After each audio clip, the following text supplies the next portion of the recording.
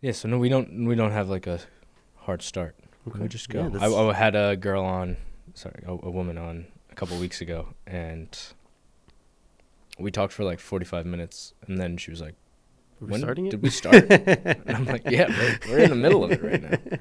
No, that's great. It's the best way to do it. When I used to do a lot of this stuff, I would always just have a natural conversation with people. And by the end of like interviewing them, they'd be walking away with the lav, and I'm like, Yeah, I need that back, give it back, please. give it back. I'm like, you were so nervous in the beginning, It's a good but setting to do that in, right? oh, Like when you have 100%. a conversation, it's not just like, all right, let me stare at the camera. Yeah. There's a time and place to Yeah, listen, do the direct-to-camera there's a stuff. format for that stuff, right? Mhm. But I think having a conversation, just get the best quality out of someone, right? Mhm. It's more natural, you know. So you said IT Yes. prior to this, PepCAC.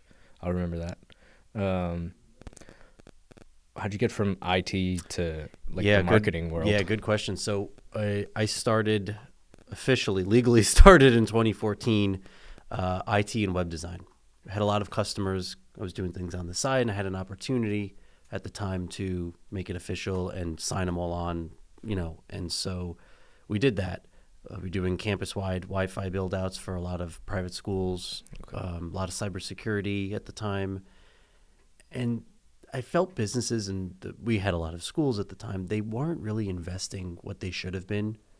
Not throwing them all under the bus now, but they weren't investing what they should have been in cybersecurity. I mean, we were doing things with one-to-one programs. Every kid gets a device. Mhm. That when they take it home, it's still filtered. If they go to grandma's house, it's still being filtered through the school network. We had those capabilities back then. Now it's a standard, right? But back then, schools really weren't doing it. It cost a little extra money. They just didn't want to do it. And one or two of my customers did. And finally, I said, you know what? This is crazy. It's just not profitable for me. So I felt there was more of a need on the website stuff, on the marketing stuff. And so we made a pivot. I had a friend that was starting an IT company, said, hey, you want your first 5 or 6 customers? Here you go. They're good. They're good, reliable, customers. And so I handed those off to him, and then went all in on the marketing stuff. How difficult was it to make that decision to hand off? Like people, I think often there's that's like sunk cost fallacy of like, oh, I went into this thing. Like we did it with it's a small example, but there's all those desks on the floor Yep. taken apart out there, which we're taking out today. We built those new desks that are out there and took apart they were big desks, big giant tables that we were using. And, I was kind of like, Eric, do we need to get rid of this table? And like, do we need to keep it for anything? Yeah. And he was like, no, we have these things now. Like, unless we're going to use those tables for something else, but they're too big anyway, we should probably just get a smaller like conference table. And he was like, why? Do you think we need to keep it? And I was like, no, it's probably just a like sunk cost fallacy. In my head, it's like it's hard to let go of It the wasn't thing. that difficult of a decision because we were starting to get into the marketing stuff with some of these clients anyway. It was the hardest part was saying to people, hey, we can't renew your contract because we don't do this anymore. I was just right out of college. I had no idea what I was doing. Now I know how to say these things to people. But I just felt there was, listen, you can't be everything to everyone. Even with what we do now in marketing, I always say we're not good for everyone, and that's okay. I don't want everyone's business. I don't want to be, the next, biggest, $500 million marketing firm. I think there's plenty of fish in the sea. There's plenty of business out there. Mm-hmm. And I think there's a good fit for everyone. That's funny. I was saying a content idea to the team yesterday where I was inspired by seeing some other marketing agencies out there, and it was basically so it wasn't like, me. It wasn't you. It was some other agencies that will go unnamed that they were like marketing themselves as specialists. Yeah. Right. Like, oh, we're marketing specialists, and then I went on their website and it was like SEO, content, website development, ad spend, like all like 18 different things that they were specialists in. And it's like, you're a team of 4. You can't be everything. How are you to a everyone. specialist in 18 things? So the idea was like, if your marketing team is a specialist at everything, like, then they're not a specialist at anything. I'm actually glad you brought that up. And if you come to our site, for an example, and what we do, listen, I'll be honest. Yeah, there's stuff on there that's listed that we don't do, but we have partners that we can bring in for those particular projects. And, I've never niched down to only web design or only SEO because, we'll use those two things as examples. Well, they work hand in hand. I don't understand, listen, I'm sure the SEO only agencies out there are very, very good at SEO, right? But as it evolves, you need to build out landing pages. Who's doing that?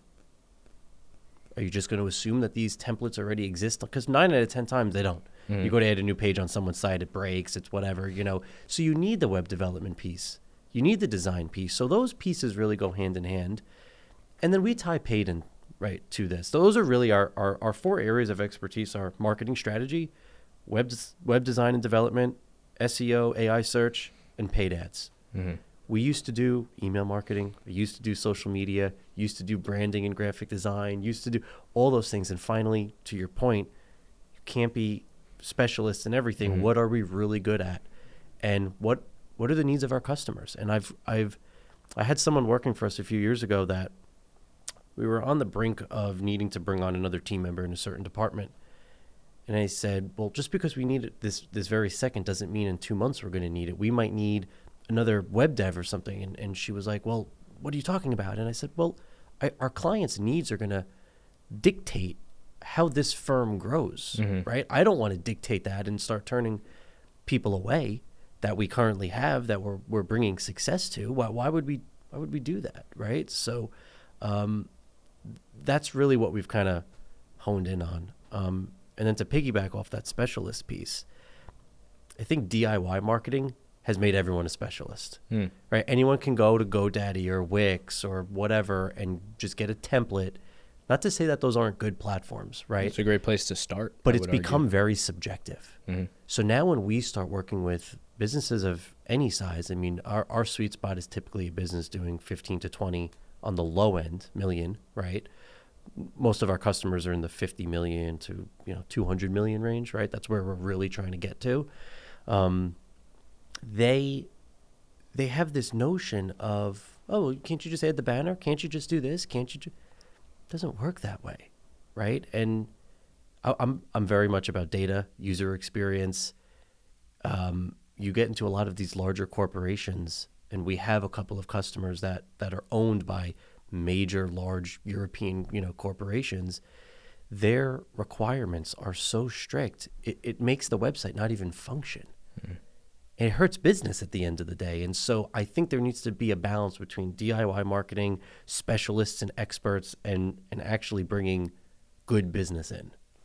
I think what it comes down to is having a plan and executing and trusting the team that either you're working with or that you're building internally to do that thing. A lot of people are just kind of like shooting from the hip and saying like, oh, I'm going to get this guy, I'm going to get this guy, I'm going to get that guy. And then it goes back to it's not subjective. You and I are going to like 2 different things, and that's okay. Yeah. But if we're not the customer for that particular business, why does it matter? So I've trained my team now when we present something to a customer, and it is so hard because as humans, we want to be validated. So when we put a design together or a paid ad campaign or something, and we go, here you go, it's no longer, do you like this? It is now, here's what we've put together, and here's why. We put this here because the user's eye is going to go here. These words are going to make them, it's going to strike some sort of emotion and let them click on this button and right? And, we had a new customer not too long ago who asked for something. It was part of a strategy plan we were doing. We presented it, and they went, oh, there's no other options? It's like, no. Because we know this is going to work. We start introducing all these other options, you're going to start picking based on what you like. And that's not what marketing is about. And it is so difficult to break through that mold because, again, we just want to be validated. And as humans, we like to also, on the client side, they want to they want to give their opinion. And that's not what this is about. I always say all businesses, your business, every business solves a problem for a customer. That customer might not know they have the problem.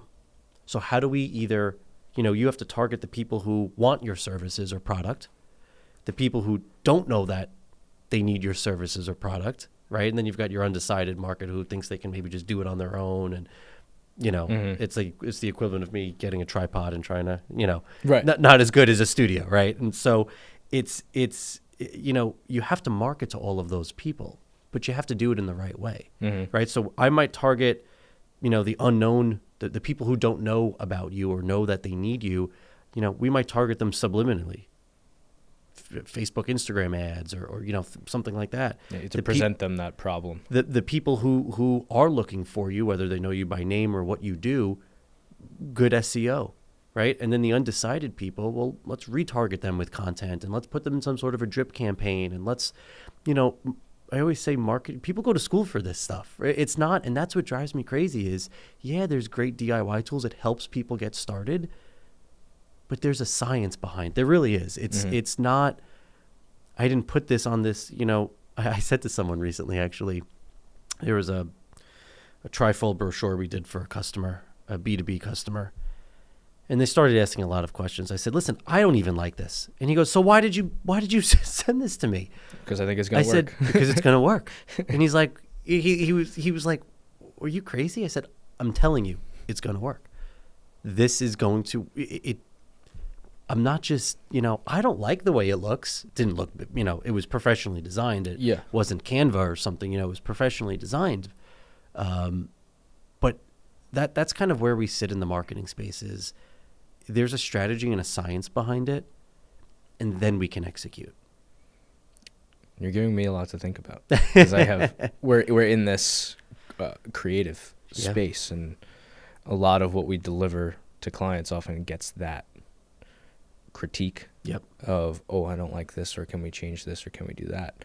And I said it to the team the other day, actually, the exact same thing that you said, which is we need to have a justification for everything. You don't want to have an ego about it, though, right? You don't want to come off the wrong way, but if you can justify it in some way, this is the science and this is why.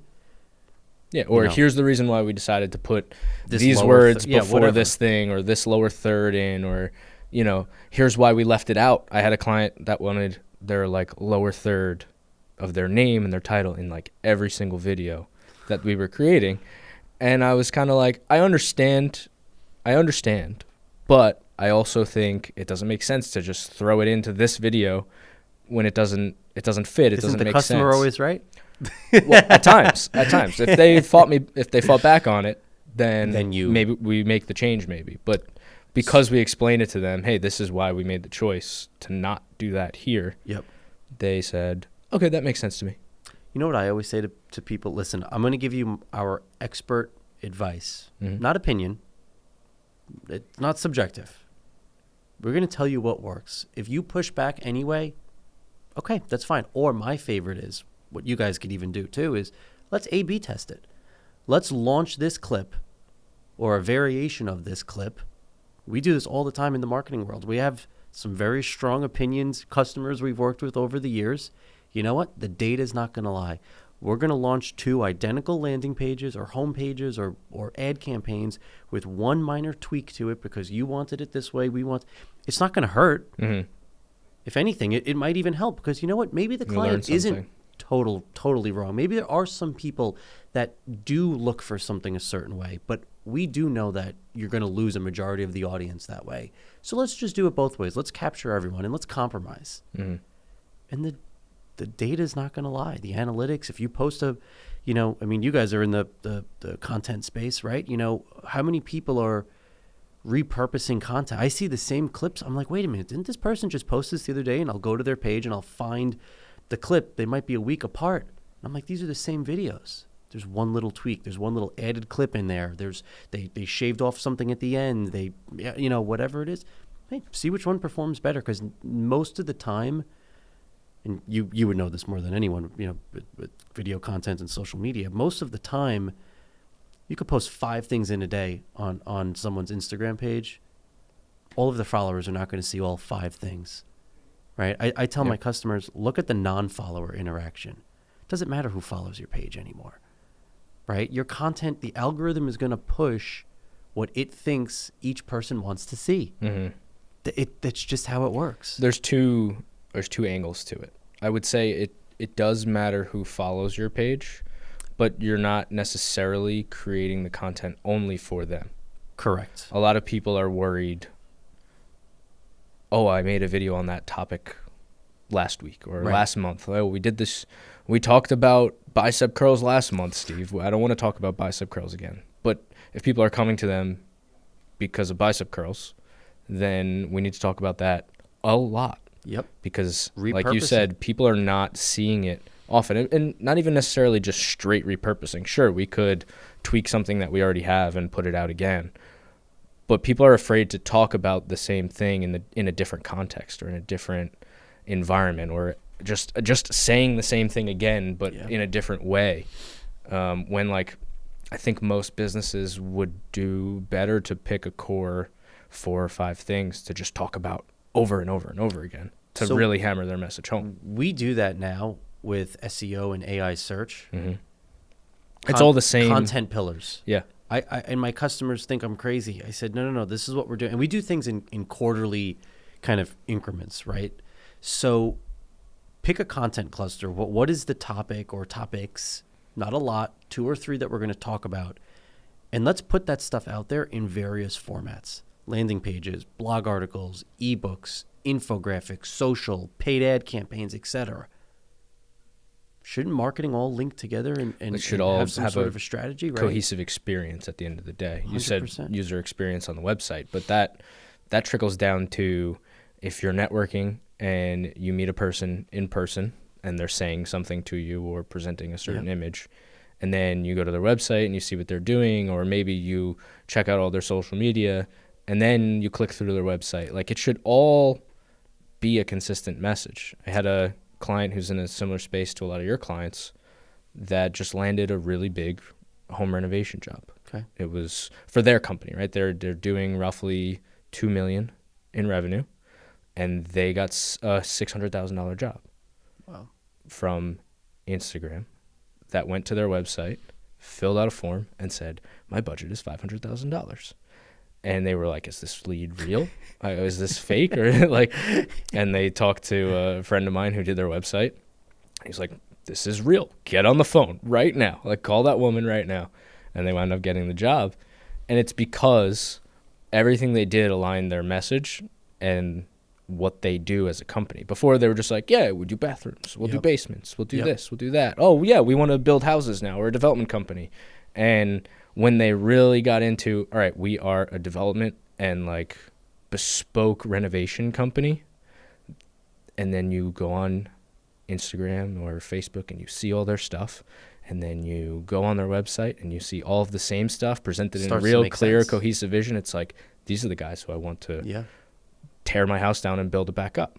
But isn't that amazing how there's so many people I speak to that, my website's not gonna bring in business, or I'm gonna get all the wrong business. First off, if you are afraid to do anything on your website to get more visibility because you're afraid you're going to get the wrong business, you're in the wrong mindset, right? You should be turn people down. That's okay, right? But your marketing people should be doing a good enough job to be marketing you to the right people. Listen, I can't stop someone who's not your client from visiting your website. Just like if you have a pet store, I can't stop someone without a pet from walking into your establishment. Mm-hmm. It's essentially the same thing, right? And the goal is, listen, we don't want some catch-all net. We don't want just everyone coming to your site. We want to target the right buyers, right? We want to target the right people. But you have to have an open mind with that, right? And so I think when you're targeting people the right way and you have the right tracking tools in place. I mean, I tell so many business owners, yeah, we could do call tracking. And they're like, what do you mean? I said, we can put a phone number on your site that actually places a cookie on someone's browser. We could see what they searched when they came to you. If they didn't search, we could just see where they came from. Did they come direct? What pages they visited? Oh, and by the way, it can also record the phone call for you if you want. It can also take all of that information and push it into your CRM, Salesforce, HubSpot, Zoho, whatever it is. Why wouldn't you? It's $50 a month. Why wouldn't you implement call tracking, right? And we had this home service business in South Jersey, was against it. And finally I said, you know what? I'm going to bet on myself here. We're going to pay for it for 60 days. Yeah. He said, I couldn't believe how many phone calls I was actually getting through my website. Yeah, now I want to redo it. I told you. Yeah. The data is not going to lie, right? And if you're marketing to the right audience in the right ways, and you have the right tools, and I always say, where's your audience hanging out? Are they looking for you? Are they not looking for you, et cetera? What happens when they get to you? Are we tracking their phone calls, lead forms? Are we just doing ebook downloads? There's gated content. What are we doing? And then I go a step further, and a lot of marketing people don't do this, but we kind of go into sales coaching a little bit. I've been doing this now. I've had the business now 12 years, right? Almost 12 years. And what I've found is I can get you as many leads as you want that are qualified, but how do I know you're actually, you can assure me up and down you're going to close them. How do I know you're actually going to close them? And so what happens is we've worked with businesses over the years that it's crazy how much people want to invest in Google ads or Facebook ads. We bring them qualified leads, and they're actually the problem. They can't close them. People aren't getting phone calls back. They sent one email and didn't follow up again. They didn't nurture the lead at all. Their office staff was cold to them, just kept them on hold for 5 minutes. All these little things add up. And so we go a step further and say, okay, when we do get you this lead, what is your sales process? Right? And we actually, and we're like, no, you can't do that. You got to do this instead. Well, this is the way we vote. Okay, well then we're not going to work. We're not going to be a good fit here. Right? Because I'm not trying to control your business. I'm trying to make sure that you close these things. Yeah. You have to have the proper foundation in order to actually You don't build a house. The opportunity. You don't try to build a second floor of a house if the first floor and the studs, or if there's no, if you took down, load bearing walls, right? You're not going to try to continue to build that house. It's the same with your marketing. But again, to go back to earlier, all this DIY stuff, everyone's like, oh, no, it's just easy, just do this, do this. There's no cohesive messaging. The brand colors start to stray here and there a little bit. I mean, big businesses, $20 million businesses, I go, do you have a brand guide? Can I see your Pantone, color? We're trying to do a vehicle wrap for you or something. What do you have your Pantone? A what? No, it's just navy blue. What do you mean it's just navy blue? But it makes a difference. Fonts, colors. I mean, you guys probably see it all the time on your end, right? I love when people come to us prepared and I say like, oh, what are your fonts and your colors and everything? And they just send a package or a kit or something. Like those are the brands that we know are taking it seriously. 100%. They're investing. And that's why I've kind of narrowed down. Listen, some of my best customers are the $2-3 million smaller customers. Mm-hmm. But to narrow out a lot of that nonsense, that's why we kind of have the structure we have in place. And to go even further, one of the things that we started really offering last year full time is called an 18-point discovery. So 118, right? Long Island is 118 miles long. Oh. That's where we kind of came up with, I wanted a name that tied us back home, but also didn't. We used to have a different name in 2014 when I had the web and IT company. And we were getting customers in California, and they were like, why? But are you going to? And I was like, okay, let's time out.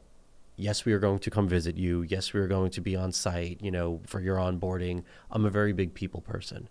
So we have customers all across the country, and we do go and visit them for onboarding throughout the year, etc. Zoom is great. Virtual is great. If you want me to build you a website or market you, I need to see your office, your warehouse, your operations. Hey, if there's a customer in there, can I talk to them? Let me sit in on some sales meetings. We need to get a good feel here. Mm-hmm. Anyway, I digress. But, so we have this 18-point discovery, and it's a paid offering that we have. And what this does is it's a 6 to 8 week process.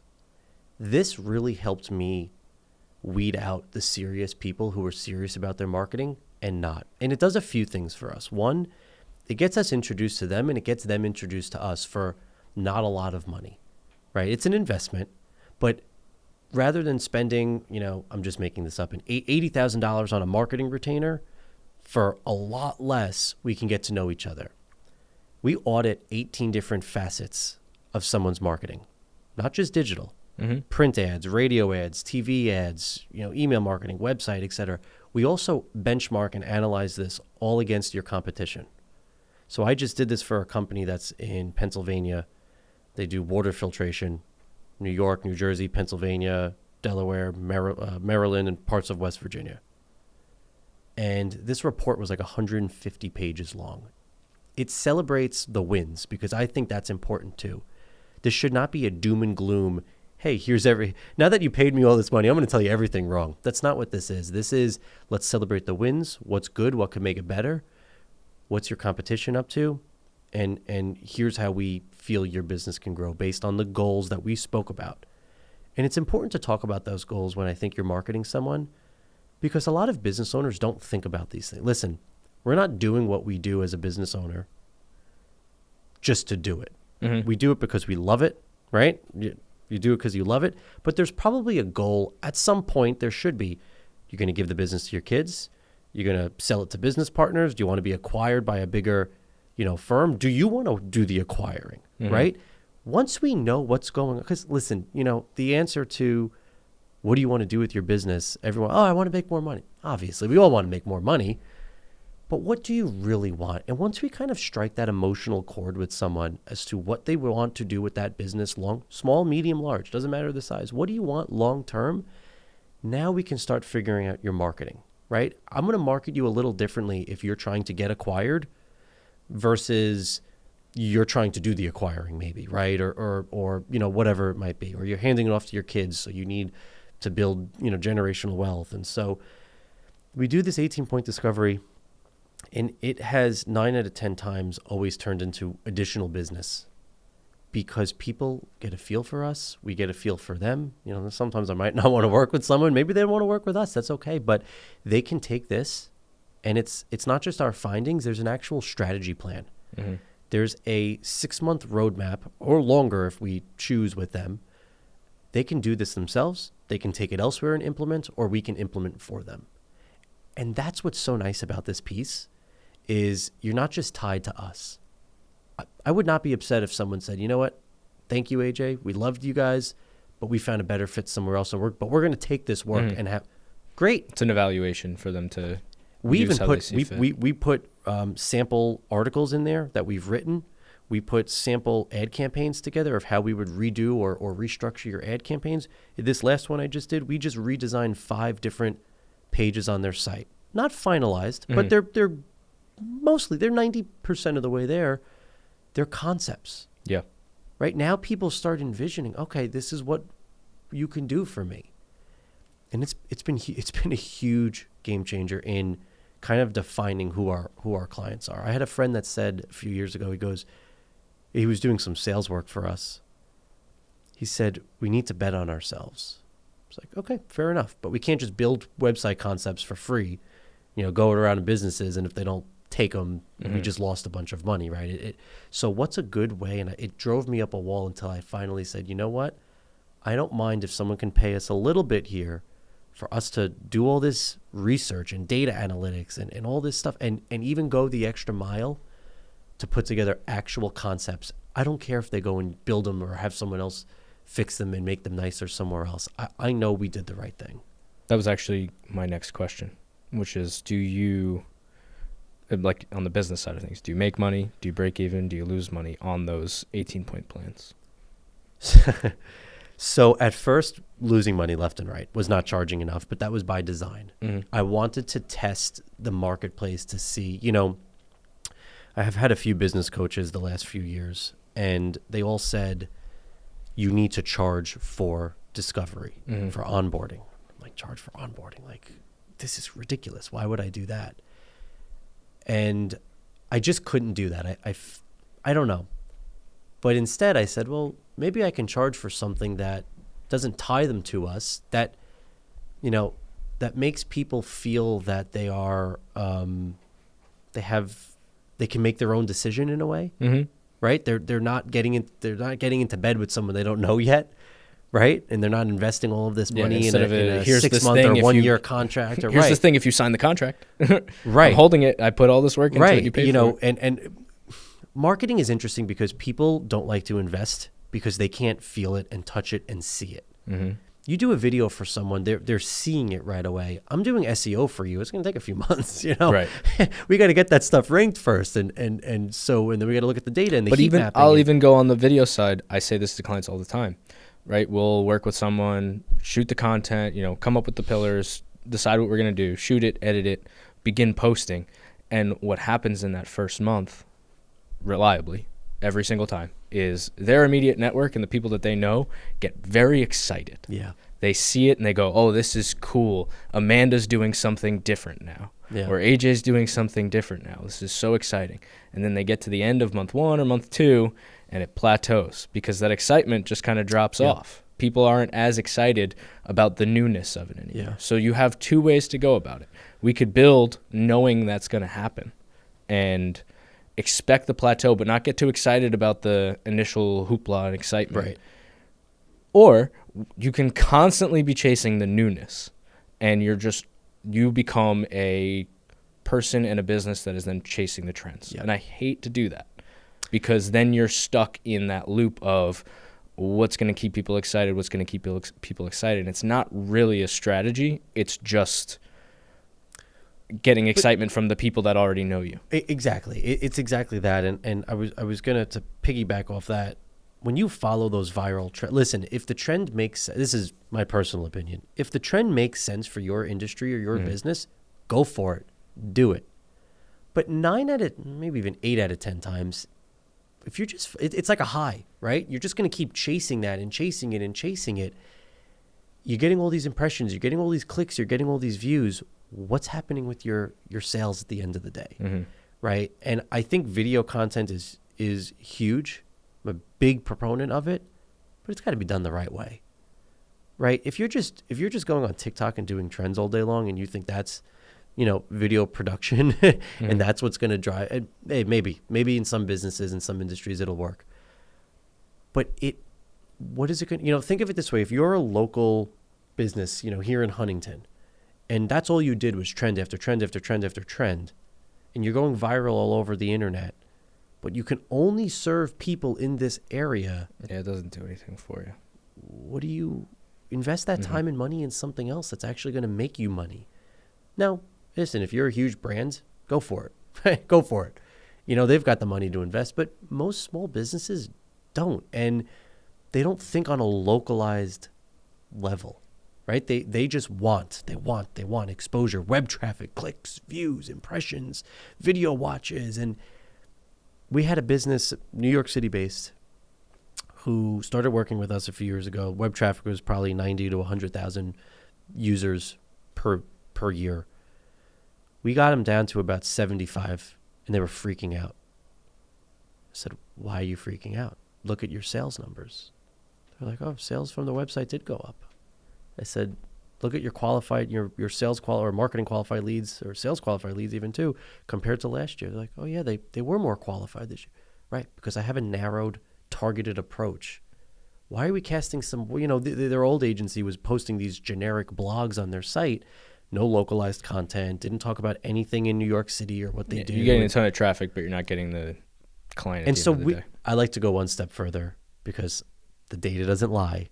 And we started actually taking all those IP addresses and matching them up with businesses and where the traffic was coming from, because we can see the states that they were coming from. We already knew they were out of the state. But I wasn't satisfied with it. They were all colleges. They were all kids probably doing research papers, citing these blog articles on this large, you know, website. And I'm like, interesting. This is not serving you well. But this is what's out there. But by doing that 18 point, to kind of answer your question, and now we do it the right way, where we're charging the right amount for it. Yeah, we're profitable with it. And again, it was by design at first not to be. I want proof of concept. Is it going to work or not? You have to do the thing to build it up, right? You have to offer the free thing that's better than the paid thing by somebody else. Agreed. In order to get. I also needed my team. Listen, I know we can do these, but can we do them in scale? Right? How can we make sure that we're equipped to do this? So I'm okay with losing money on it. Listen, I like new ideas. I like new businesses. That's just how I am. My brain has always worked that way. I've owned actually other businesses outside from those that we've talked about today. And that's just how I just love that stuff. And so that's why I enjoy marketing and working with businesses of any size, because people only think small businesses have the growth. You take a large business, maybe they're trying to acquire other companies. Maybe they're trying to get acquired. Maybe they're, there's so many different angles of it. And I truly just love what we're doing at the end of the day. So we'll end it off with, I'm going to put you on the spot. Sorry. It's okay. And I think I know what your answer is going to be, but I'm going to ask it anyway. We should take bets on I'll write it on a exactly. I'll be honest with you after if I was right or wrong. You say you work with some of the smaller businesses, but really your key here is 15 million plus. Yep. If there is a business out there that is doing, let's say, 3 to 5 million a year, what is the foundation that they need to build in order to get to 15? Very good question. Or what are like the few things that you would say they need to focus on? First is looking at the data and having the right metrics set up. Most businesses don't. I was wrong already. Sorry. It's okay. Most businesses don't, right? I met with a franchise business the other day. Small though. They were not a 15 million. They were on the smaller. They have 3 or 4 locations, and they're ramping up. So can I see your Google Analytics? Oh, it's not really set up. Okay, that's fine. Do you have Search Console set up? No, they never did that. Okay, you're running paid ads, right? Yeah. Can I see those? Oh, well, the other agency owns the account. We don't. So the first thing is always make sure you have your tracking set up the right way. Make sure you own everything. I can't tell you, big, medium, small. There are businesses out there that don't even own their domain.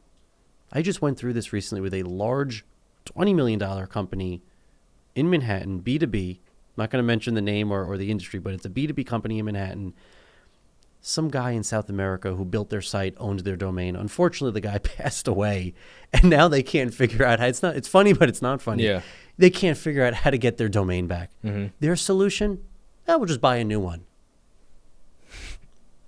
But have the right, you want to get from 3 million to 15 million, have the right foundation set up with your tracking, own all your stuff. Invite your agencies or anyone working on your stuff as a partner. Now that you have the data and the tracking in place, now we can analyze, and these are free tools, Google Analytics, Google Search Console. Analytics is going to show us what's happening on our site, what the traffic is doing and where it's coming from, and Google Search Console will tell us what keywords are we actually showing up for that is driving the traffic to our site. Like, why wouldn't you? It's free, right? Why wouldn't you set these things up? Now that we have that data, now you can make a decision and say, where do we need to invest our marketing dollars? Are we showing up on Google? Yes or no? If yes, great. Let's have some sort of a drip or strategy there to make sure that we continually show up, not just for the name of your business. I love that one too. People go, I show up on Google. I say, oh yeah, what keywords? Oh, when you search our name. That's half the battle. When you search Bella Vita Studios, yeah, right. I show up If too. you're not showing up when you search the name of your business, you've got bigger problems, right? So make sure you're showing up for various keywords, location-based keywords, et cetera, because that's how people search. But now you have to start thinking about people are searching by problem. Search habits have changed. And I know this is a long answer to a quick question. It wasn't intended to be a quick question. You used to go to Google, video production studio near me, right? I'm just making that up, right? Hopefully you guys show up, or video studio Huntington, right? People are still doing that. But now they're going to Perplexity or Gemini or ChatGPT, and now they're saying, I own this type of a business. I'm looking to do X, Y, and Z with my marketing. I really want to do more video content, et cetera, et cetera. Where do I start? Who do you recommend? Blah, blah, blah, blah, blah. Are you going to show up or not? You're going to show up if you have the right content on your site. Minimalist websites were a thing the last few years, and everyone thought we were crazy because I kept saying, no. I have to find it again. I saw it not too long ago. I posted a video on LinkedIn from 2024, September. I'll never forget it. It was September or October of 2024 about AI search. That's how long my team and I have been following this.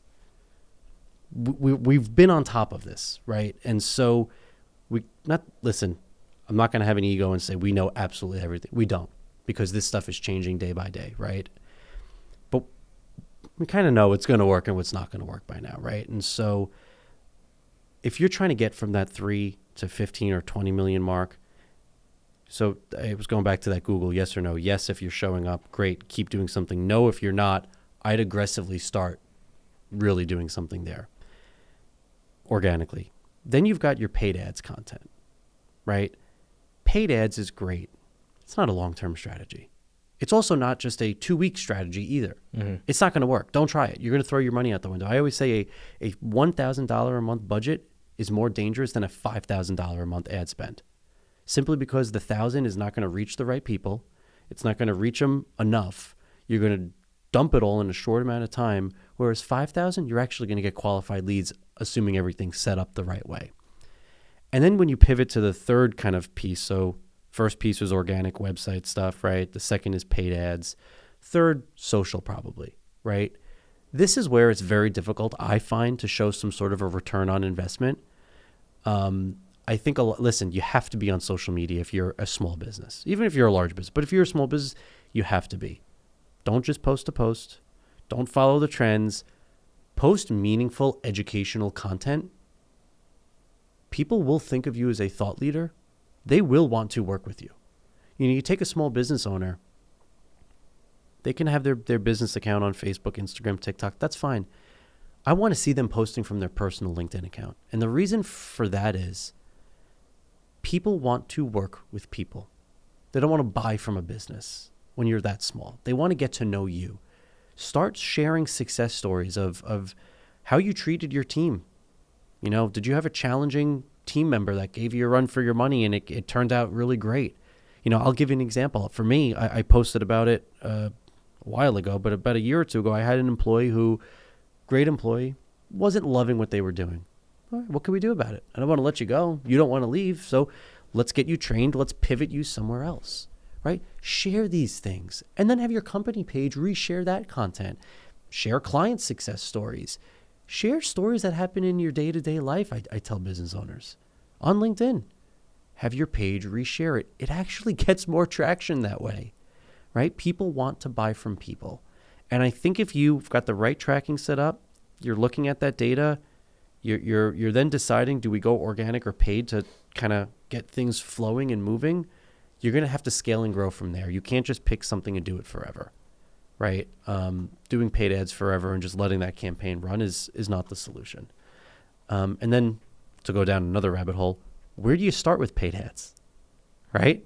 I don't know. Where do you is start? It LSA? Is it pay-per-click on Google? Is it, is it Facebook, Instagram? Is it TikTok? Is it LinkedIn? And I always say, think of where your audience is hanging out. Where are they buying from? And it goes back to before.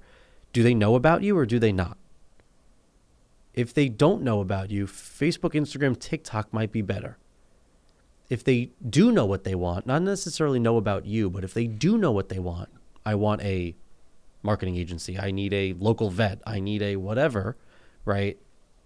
They're going to Google, they're going to Bing, they're going to ChatGPT, whatever it is. Now ChatGPT's coming out with ads, right? They're going to these search platforms and they don't know your name yet maybe, but they're searching for what you do. So that's where we want to target. And then there's going to come a point where these two things are going to intersect and you're going to want to run both platforms because your marketing should be working so well for you that you have made enough money to now do this. But the one thing I would say, just to really fully answer that question, be consistent with your marketing. Don't try something for 2 weeks and say it didn't work. Don't also try something for 6 months without changing something. And don't change too many things at once. You're not going to know what moved the needle and what worked. You know, real quickly, you run a paid ad campaign. I always say, and maybe it's subjective, maybe it's not. I can just tell you what I've seen work for our customers. 90 days. What we do in those 90 days, real quick. The first 30 is our benchmark. That's our baseline. We know the campaign was set up the right way. We'll take Facebook ads, Instagram ads. We know, let's say we're doing a lead gen campaign. So we'll have single image ads, carousels, and video reels. Where are we driving that traffic? We're driving them to a dedicated landing page with a form and a call tracking number, nowhere else for the user to go, right? So we know the only way we don't index that page on Google. The only way you can get there is from these paid ads.